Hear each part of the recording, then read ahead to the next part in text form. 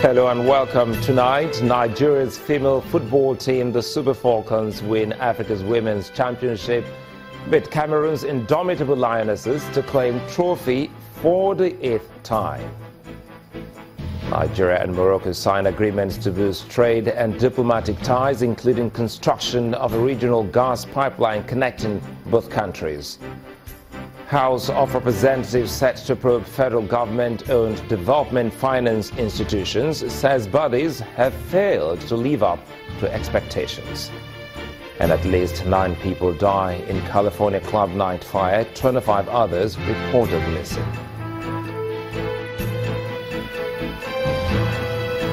On Business News tonight, the federal government moves to investigate over deductions on Paris Club loans from state governments. On sports news tonight, football administrators call for expansion of Africa Women's Championship.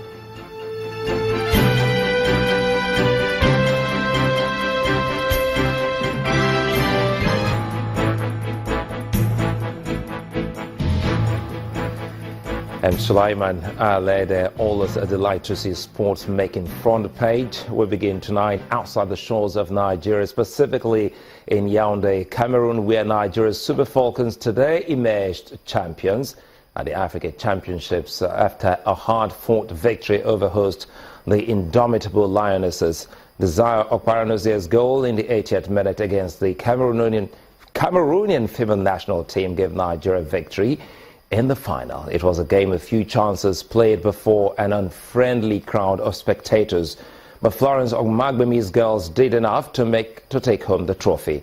This is the 3rd time Nigeria would beat Cameroon in the final of the championship and the 8th time they would win the trophy.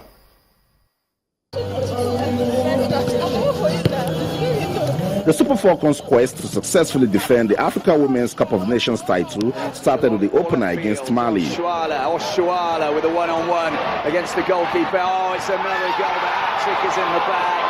Steps up. And she scores. Many had doubts after the second group game against Ghana. To lay this one off. No, she's not. Blasted straight through. In the semi-finals, the Bayana of South Africa brought a very difficult test, but Coach Florence Omagbemi's girls prevailed. Drills at home from the edge of the box. Little that's the South African keeper, Intl'Day. Perennial rivals Cameroon also won their semi-final game against Ghana to set up a clash with the Super Falcons in the final. Forward by Halle.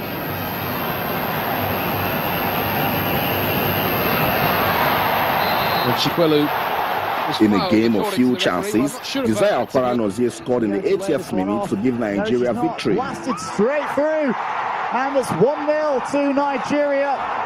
It's Desiree Okparanozie with the goal. Fell just short, and also to... Now with the 8th title in the bag, Nigeria remains the undisputed champion of women's football in Africa. A victory dance. That is the trophy that they came here to win, that they came here to retain. The Africa Cup of... Very sweet and well-deserved. That's how the president has described that victory by the Super Falcons over the indomitable Lionesses of Cameroon at the final game of the Women's Africa Cup of Nations in Yaoundé. President Muhammadu Buhari, in his congratulatory message contained in a statement, commended the Nigerian women for their indomitable spirit, resilience and teamwork, which spurred them to victory in spite of a vociferous home crowd. The president adds, quote, other Nigerian sportsmen and women should emulate the exemplary attitude of the Super Falcons, who place the interests of the nation above personal interest. While also saluting the technical competence of the coaching crew, President Buhari gave the assurance that the federal government will not relent in doing its best to promote sports within available resources. An agreement to construct a regional gas pipeline connecting Nigeria and the Kingdom of Morocco has been signed by the two countries. This was the high point of the working visit of King Mohammed VI of Morocco to Nigeria. Briefing State House correspondents after the meetings, the senior special advisor to the president on media and publicity, Mr. Femi Adesina, described the agreement on fertilizer as one that will boost agricultural production in the country. State House correspondent Chukwuma Onekusi reports, but would like to warn that pictures contain some flash photography.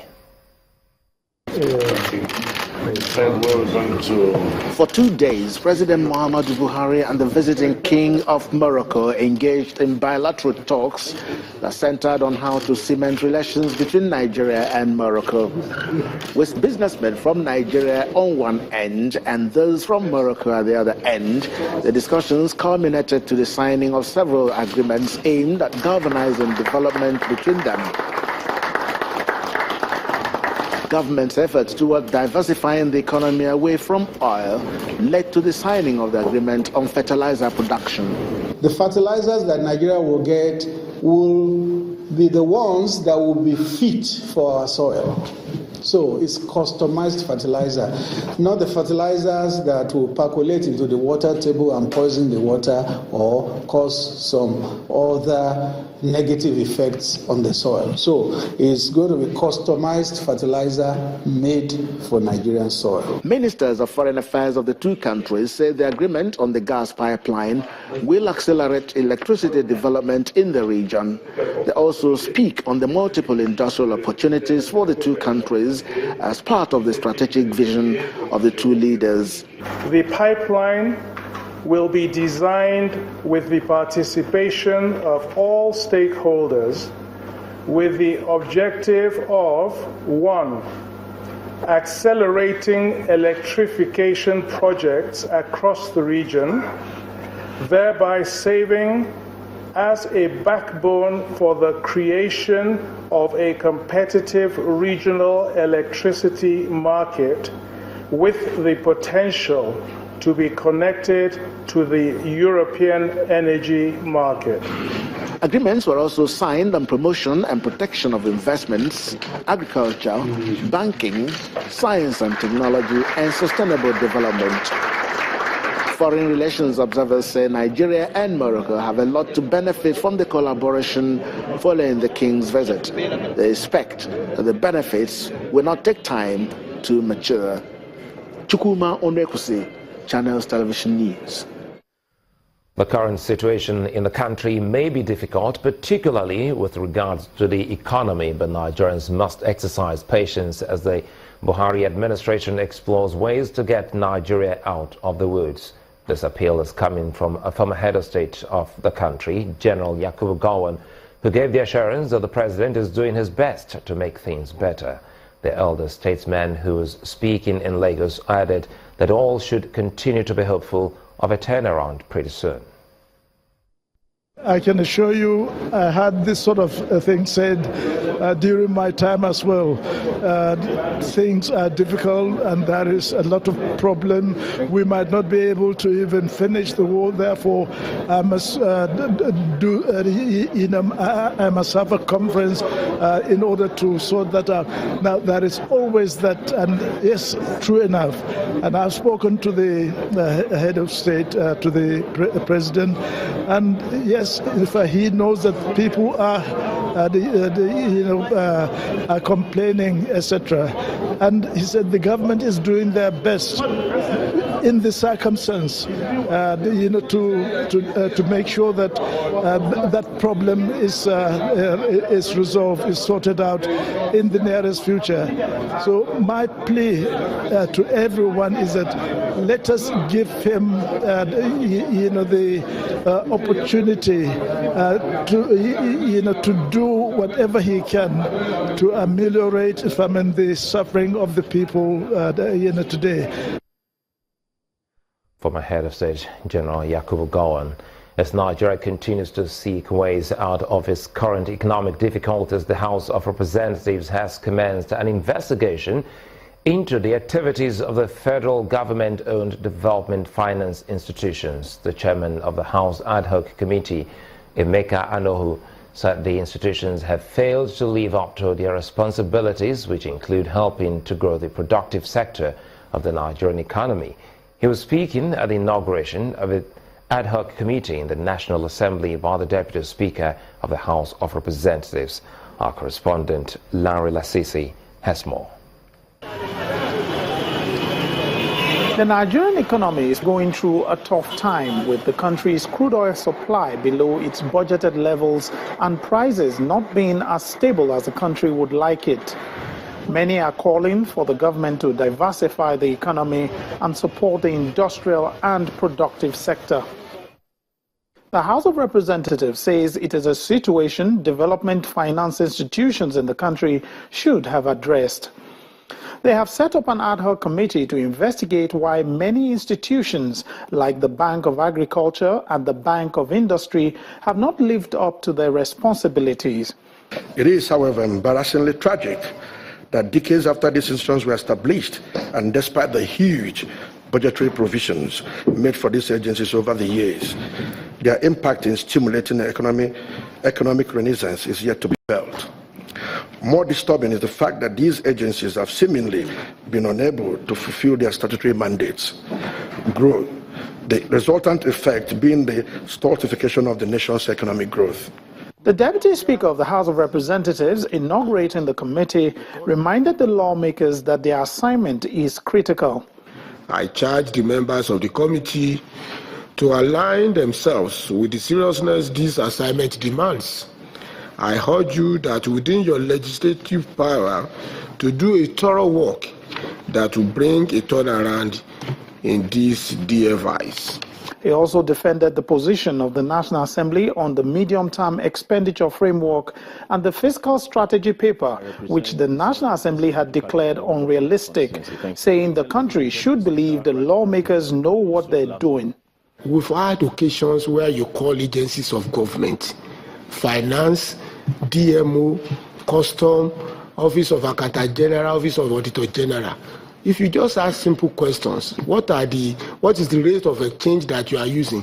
You discover that agencies of government itself will quote different rates of exchange. So when the public is not aware of these facts, that does not mean they should come hard on us and think we are illiterate. We are not.